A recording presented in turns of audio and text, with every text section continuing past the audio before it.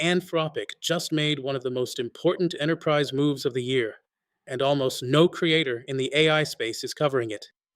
On June 17th, they killed the API key for Enterprise Claude. Quietly, no keynote, no press tour, just a release note. If your security team has been blocking Claude Code adoption, that blocker just got removed. But before you celebrate, there are 5 shortcomings I want to walk through, because nobody else is saying them out loud. If you appreciate me making this type of content, let me know by gently tapping that like button. If you're a senior engineer or architect inside a Fortune 500, this is the update you've been waiting for. Maybe you tried to get Claude Code approved last year, and your security team came back with a list of objections about credential management. Maybe you've been running it on personal API keys because the enterprise path was blocked. Either way, the situation just changed in your favor. But the celebration the marketing pages are running has some real holes in it, and I want to walk you through both halves of that story. Let's start with what an API key actually is, because this matters. Think of an API key as a password that never changes. You generate it once, paste it into your code or your config file, and every time your application calls an AI service, it sends that key as proof of identity. The service checks the key, says, "Yep, that's you," and returns the response. That's the whole thing. For 20 years, this worked fine across Stripe, Twilio, AWS, Google Maps, every major API in the ecosystem. The trade off was acceptable. You gave up a little security hygiene for a lot of simplicity. As long as you didn't accidentally paste the key into a public GitHub repo, you were probably okay. I say probably deliberately. Here's where it actually breaks. A developer is debugging at 11 p.m. They paste an API key into a .env file. They commit the file, they push to the shared repo. 6 months later, someone runs a Git history scan and finds it. The key has been live the entire time. This is not a theoretical scenario.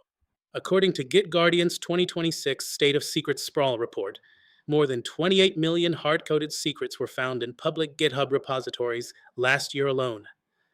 That's a 34% increase over the year before. And AI-specific keys, Anthropic, OpenAI, and Google, those exploded by 81%. Over 1.27 million leaked. This is not malice, it's humans being human. In a proper enterprise environment, most of this gets handled. The key lives in a secrets manager. Engineers access it via injection. There are rotation schedules and audit logs, but the underlying primitive is still the same, a long-lived string that grants access if anyone gets hold of it. For 20 years, that primitive was fine.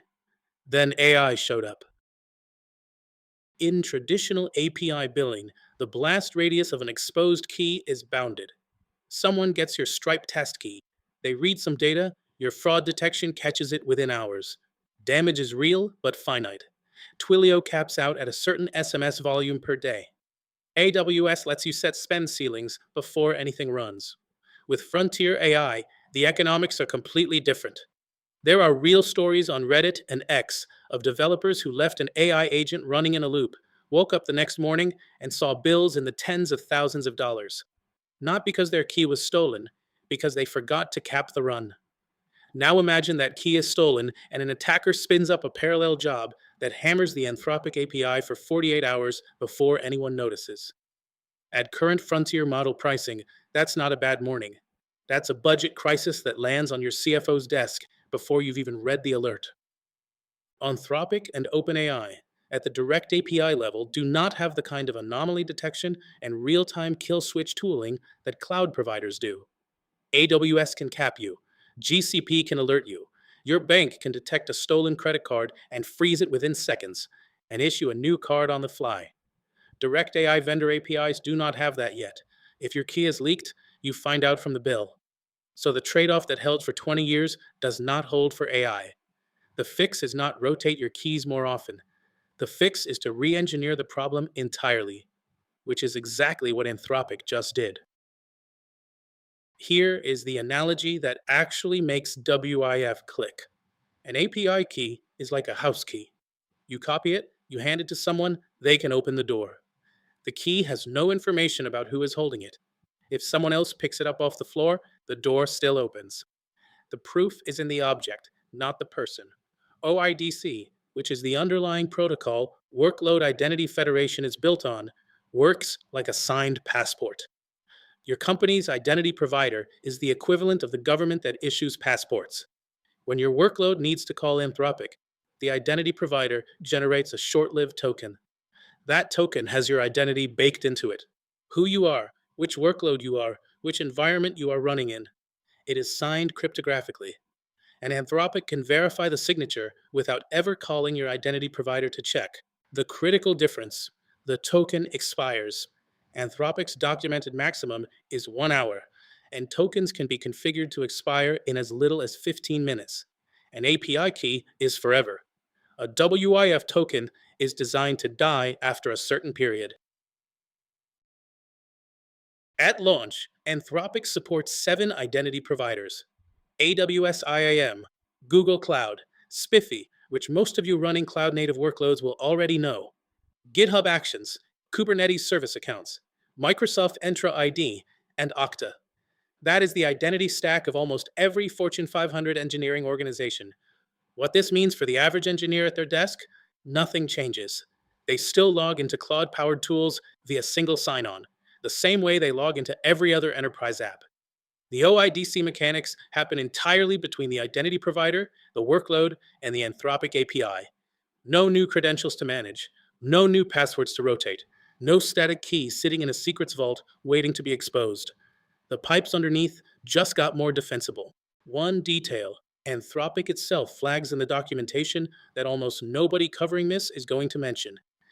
If you migrate to WIF, but leave the old Anthropic API key environment variables set anywhere in your workload, your CI runner, your shell profile, your container config, that static key silently takes precedence over federation. Your team thinks they have moved off static credentials. They have not. The audit log will still show legitimate access. The security team will sign off on the migration, and the static key keeps working in the background. That is the kind of detail you need to know before you sign off on the rollout. Watch for it. Now, the 5 shortcomings. Because every launch post, every PR announcement, every LinkedIn celebration of WIF is going to skip these, and you need to know them before you walk into your next architecture review. Shortcoming 1: WIF does not protect against stolen identity credentials. Here's the scenario. Someone phishes Alice. They get her username, her password, and her MFA code. They log in as Alice. Alice's identity provider issues a valid OIDC token. Anthropic validates it. The attacker has access. WIF solved the static key sitting in a repo problem. It did not solve the compromised human identity problem.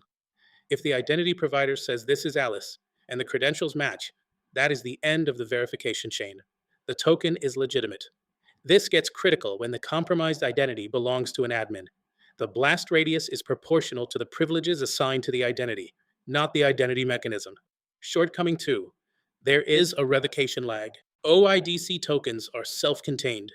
Anthropic validates them by checking the cryptographic signature. It does not call your identity provider on every request. That would be too slow. So here is the consequence. If you revoke a user's access in your identity provider right now, any OIDC tokens that user already holds remain valid until they expire. Anthropic's tokens can live up to 1 hour.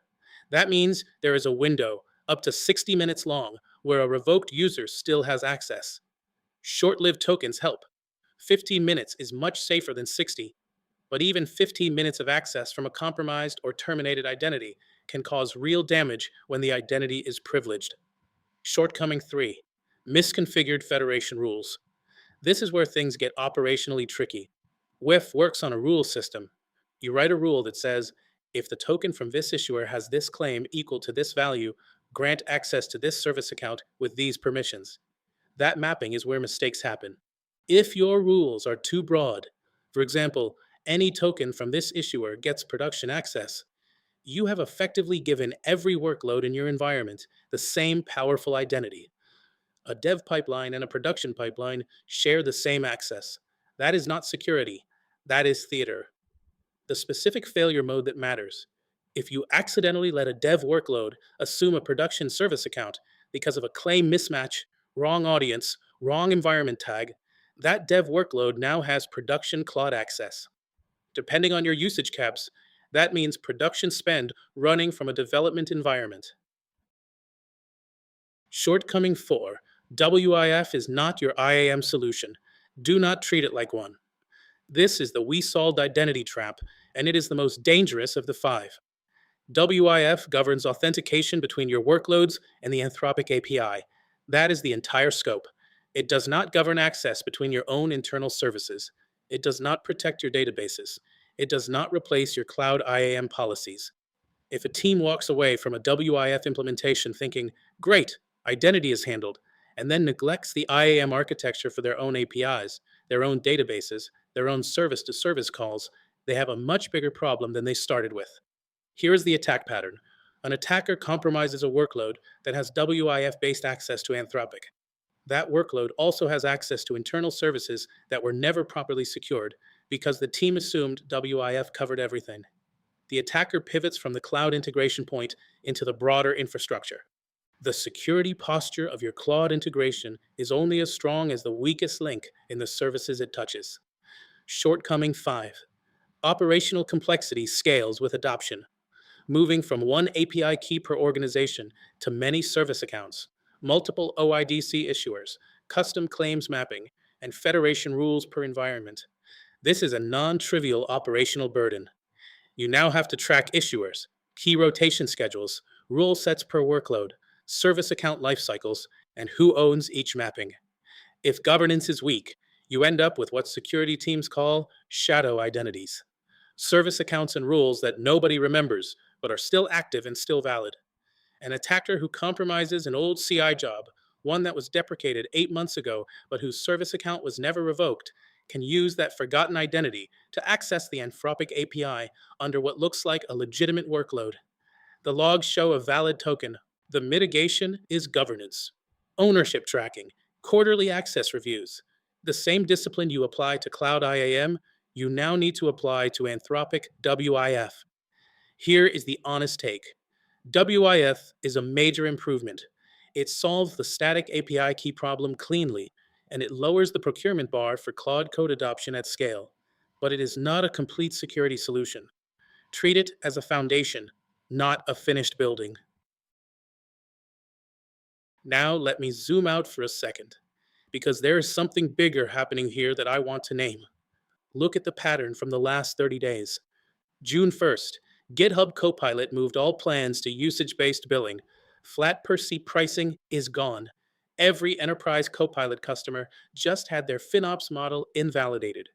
June 15th, Anthropic separated headless automation usage, Agent SDK, CI/CD pipeline calls, GitHub Actions integrations into a distinct monthly credit pool, billed at API token rates.